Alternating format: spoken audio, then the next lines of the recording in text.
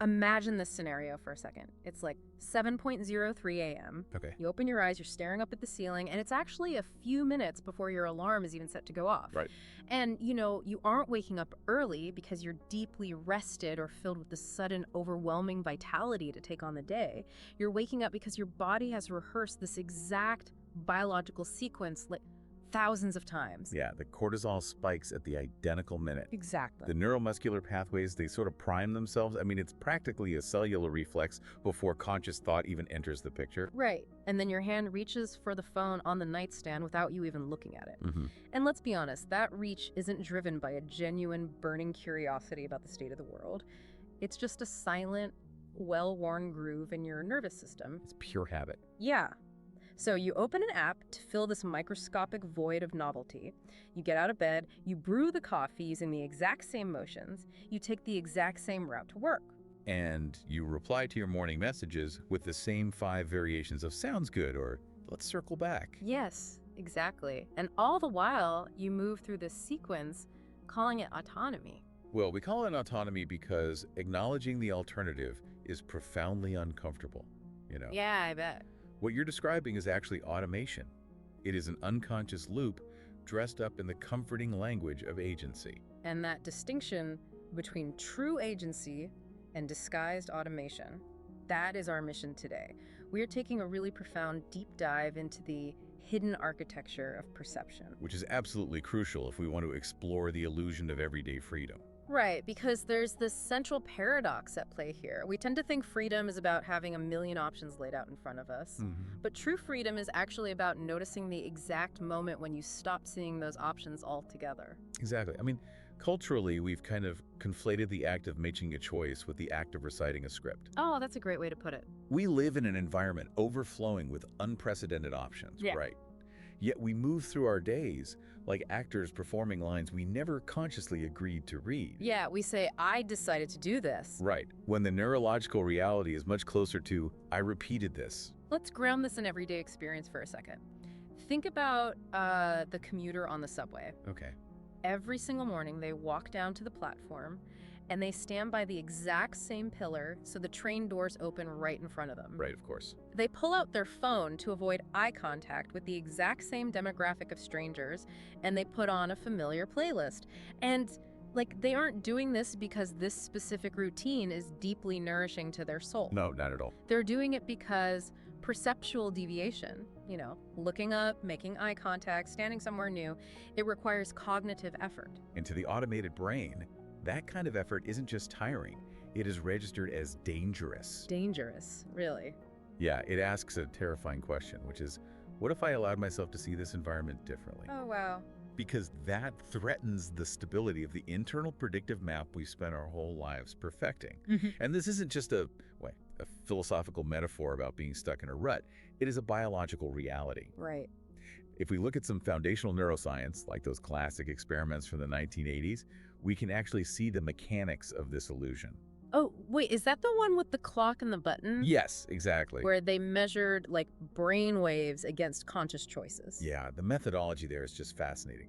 So they hooked participants up to an EEG machine to measure the electrical activity in their brains. Okay. And they had them watch this highly specialized, fast-rotating clock face. Right. The instruction was incredibly simple. It was basically, press this button whenever you feel the spontaneous urge to do so, and note exactly where the clock hand is the moment you make the conscious decision to act. So they're trying to pinpoint the exact millisecond the eye decides to move the finger? They were. But the EEG readings reveal something that completely upended our understanding of free will. What did it show? The motor cortex, the part of the brain responsible for executing the movement, began firing a readiness potential hundreds of milliseconds before the participant reported having the conscious urge to press the button. Wait, really? Yes.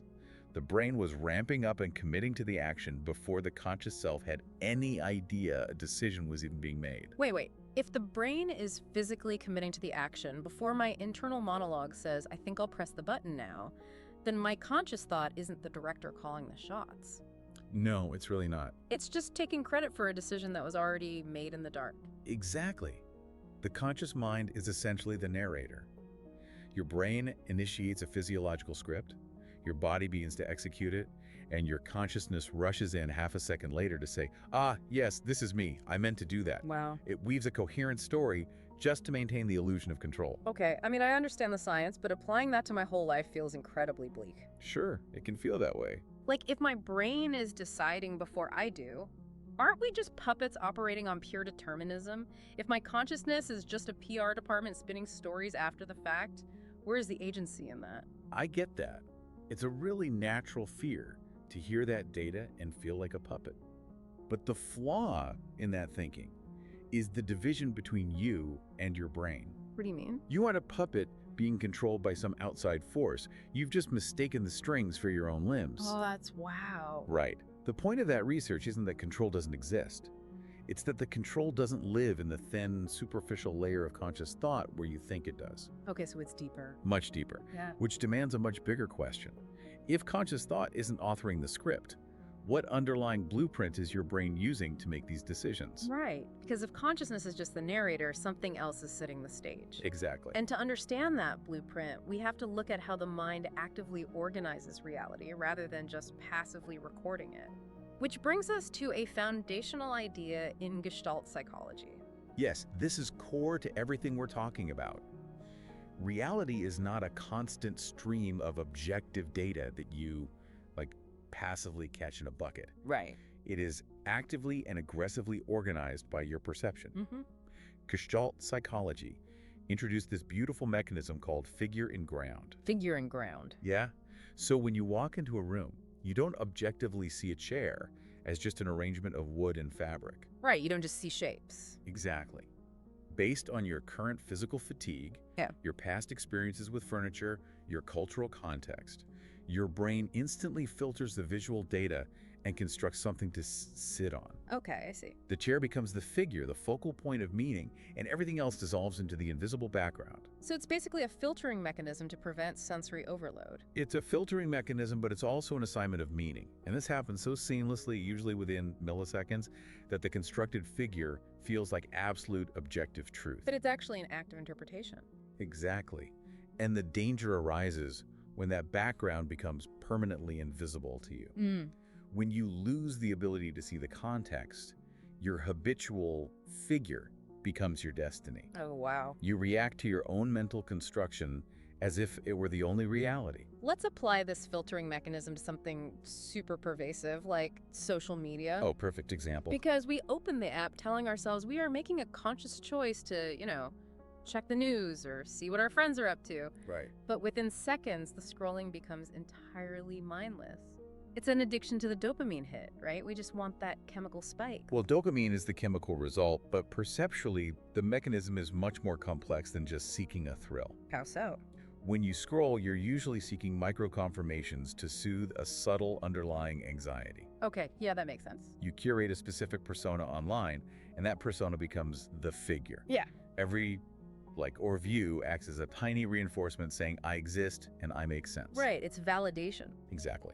And the more you rigidly identify with that curated figure, the more the complex, messy, ambiguous background of your actual life disappears. You just lose the context entirely. Yes. You aren't just addicted to a chemical, you are trapped in a single, rigid interpretation of who you are, mistaking that narrow gestalt for the entirety of your existence. Okay, I follow how the brain can get trapped in a rigid interpretation when we're passively staring at a screen. But how does this explain sudden, violent, emotional reactions? Like, if someone cuts me off in traffic and I immediately grip the steering wheel and explode with rage, that doesn't feel like I'm trapped in a passive persona. No, it feels very active. Yeah, it feels like a highly acute, visceral reaction to a very real threat in the present moment. The physical sensation of the rage is happening in the present, certainly.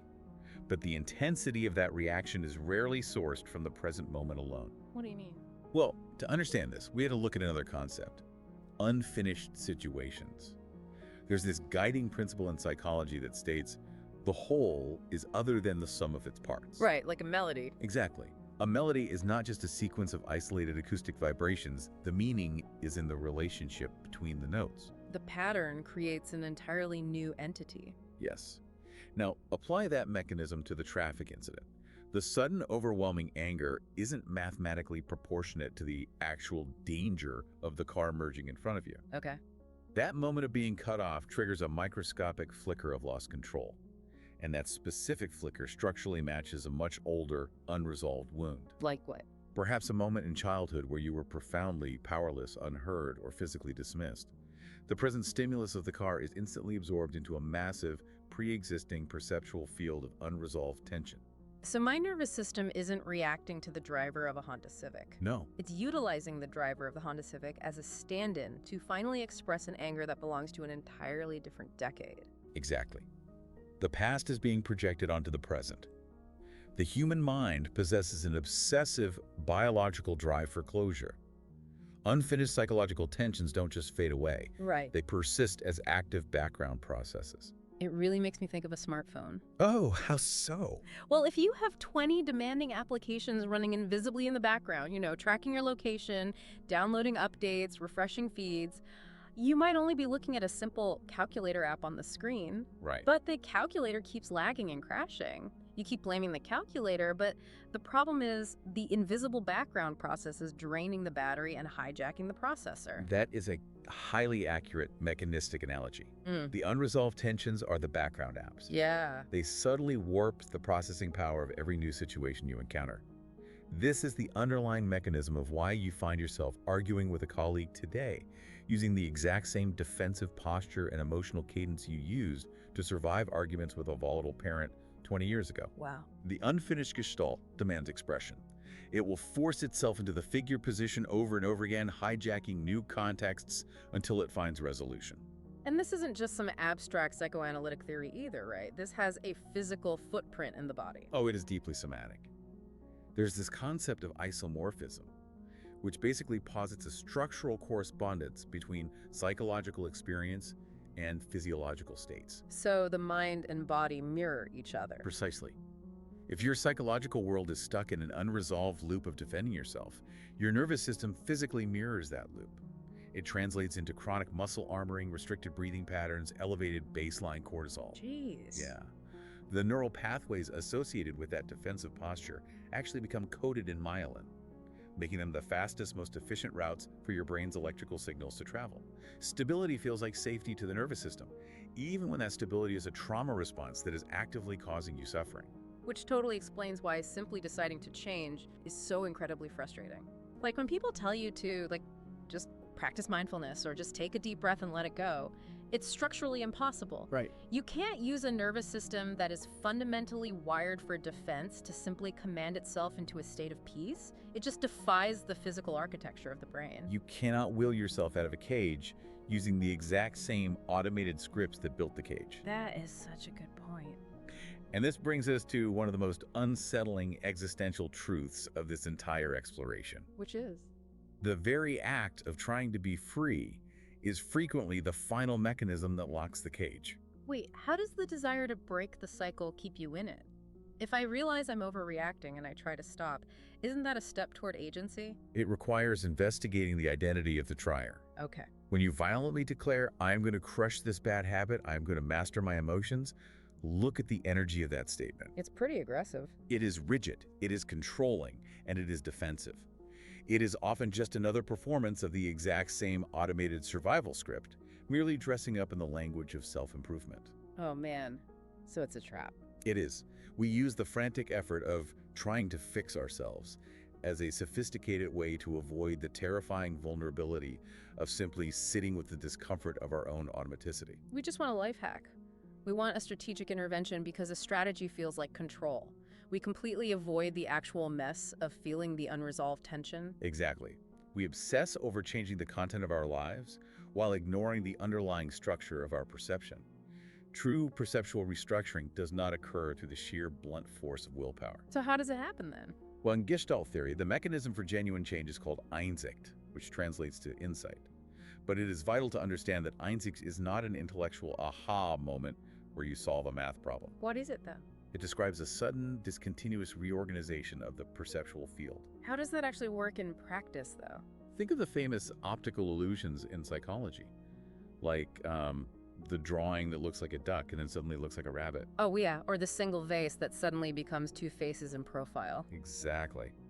When you stare at the duck, you cannot willpower the rabbit into existence by squinting harder or getting angry at the duck. Right. The photons hitting your retina never change. But as you continue to look, the tension in your visual cortex reaches a breaking point. You stop forcing a specific interpretation, and the organizational structure of your mind spontaneously flips. The picture reorganizes itself. Yes. So applied to life. Imagine a coworker who constantly dominates meetings and talks over everyone. Okay, good example. For months, the figure your brain constructs is that this person is insufferably arrogant.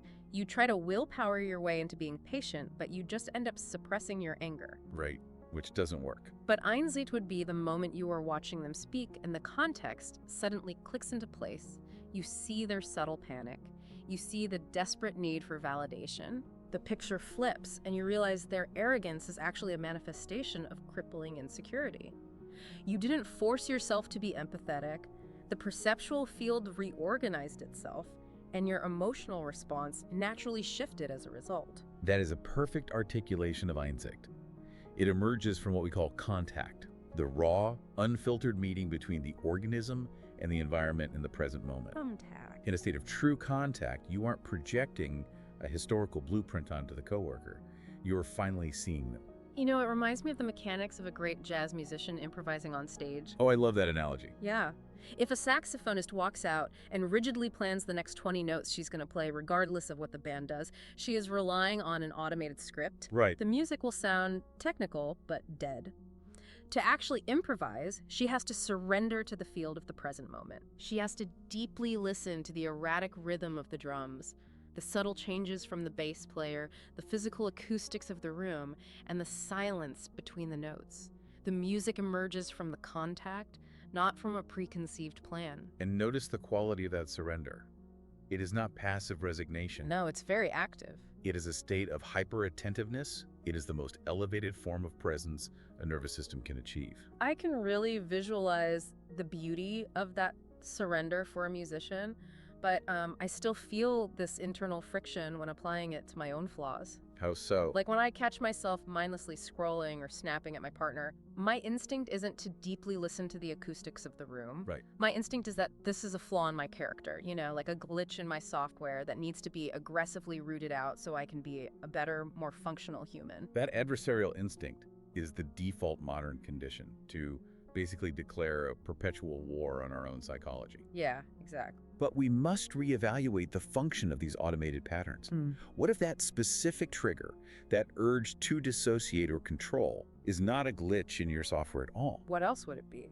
What if it is, in fact, a profound expression of loyalty? Loyalty to a bad habit. Loyalty to a past version of yourself that required that exact behavioral pattern to survive an untenable situation. Oh. Loyalty to a family dynamic that demanded you suppress your needs in order to maintain connection. These neurological loops were not constructed randomly. They served a purpose. They were brilliant, highly adaptive, elegant solutions to problems you faced before you had the conscious capacity to process them. They kept you safe. Wow. True agency does not begin when you go to war with your nervous system and attempt to crush the pattern.